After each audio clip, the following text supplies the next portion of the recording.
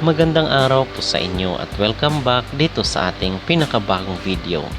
At sa vlog na ito ay atin pong pag-uusapan itong maingay na kandidata ng Miss Universe Thailand na si Vena Pravinar dahil hindi pa nga siya ang nakokoronahan bilang Miss Universe sa kanilang bansa, ay maingay na ngayon na ito daw ay nagyayabang daw or nag-a-attitude matapos na koronahan itong ating Miss Universe Philippines na si Atisa Manalo.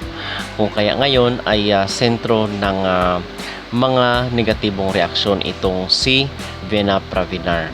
Pero bago ang lahat ay huwag kalimutang mag-like at mag-subscribe na rin kayo para updated kayo sa ating mga latest issue. At usap-usapan nga po sa social media at ng ibang mga influencers at mga vloggers itong si Vena Pravinar na kung saan ay maingay na siya di umano ang gusto ng Miss Universe Thailand na ipapadala dito sa MU 2025, pero wala pa pong confirmation or official na announcement mga kapolitika dahil wala pa po ang aktual na kompetisyon ng Miss Universe Thailand. So maybe sa mga susunod na araw or sa mga susunod na buwan ay ating malalaman kung siya na ba ang ipapadala ng kanilang bansa para dito sa MU 2025. So marami ang napareact mga kapolitika dahil nga yung iba sa mga Pinoy ay nagsasabi na hindi daw ganoon ka-powerful ang communication skills ni Atisa.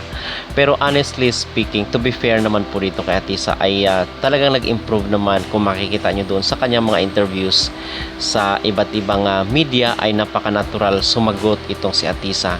At kitang-kita naman doon na ini-enjoy niya lang yung every moment, which is yun ang gusto natin, na hindi dapat ma-pressure itong si Atisa. But going back dito kay Vena Pravinar, yung maging reaction ko mga kapolitika ay hindi naman kasi rin siya pure-blooded na taga-Thailand.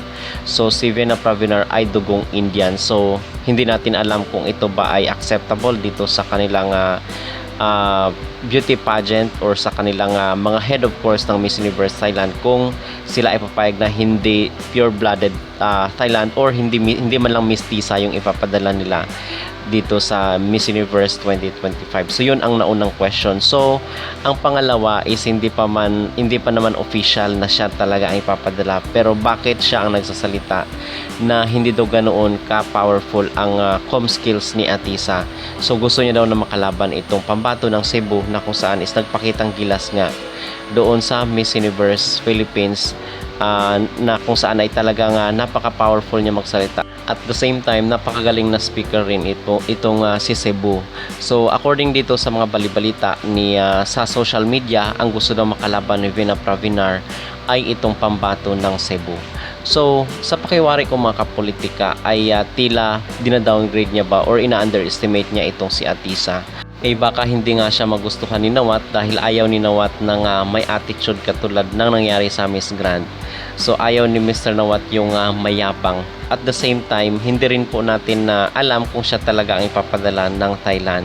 So si Atisa naman sa mga ganitong sitwasyon, yung matured enough naman siya at wala na siyang panahon dito sa mga negativities at mga anumang mga pambabatikos or mga negatibong komento o reaction patungkol sa kanya, kasi ang sinasabi ni Atisa ay focus siya dito sa kanyang goal para sa panglimang corona ng Miss Universe para sa ating bansa. Alam naman natin mga kapolitika na medyo mahirap po yun at parang imposible, pero who knows, diba, baka magustuhan siya nila Nawat. So nasa kanila na pong decision yun. Basta ang kay Atisa, ang pinaka-importante dito is ma-enjoy niya yung every moment na hindi siya ma-pressure. Okay? Yun po ang aking maging reaksyon at maging komento dito sa napabalita na parang ina-underestimate daw nitong si Vena Pravinar. Itong si Atisa Manalo, ang gusto niya daw na makalaban sa Miss Universe 2025 ay itong pambato ng Cebu na si Miss Carvalho. Okay? So ano ang inyong mag-reaction mga kapolitika sa isyong ito? Mag-comment down below at huwag kalimutang mag-like at mag-subscribe na rin kayo para updated kayo sa ating mga latest issue.